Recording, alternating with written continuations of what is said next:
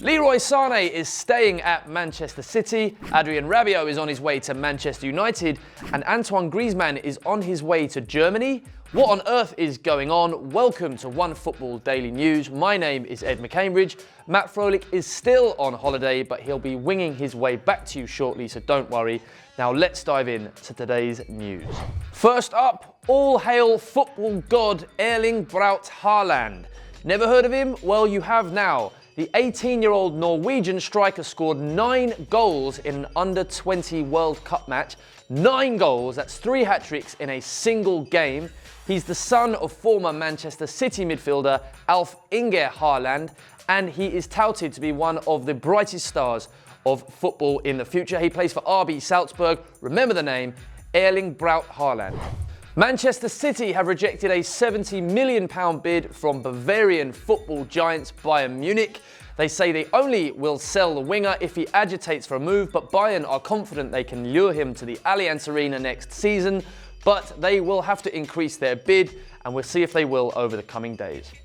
Bayern's hopes of landing the youngster will improve if City can get a deal over the line for João Felix. The 19-year-old Benfica winger is one of their top transfer targets for this summer, and if they do land him, we could just see Leroy Sane go back to Germany. Manchester United have emerged as the front-runners to sign Adrien Rabiot from PSG. As we've said lots of times already, Rabiot's contract is up at the end of this season, so he'll be free to choose a new club from July 1st, and Manchester United is apparently, for some reason, his number one choice. We already know Antoine Griezmann will be leaving Atletico Madrid this summer, but there has been a new twist in the tale. His hopes of joining Barcelona appear to have been dashed after it emerged key members of the Barcelona squad do not want him at the club next season.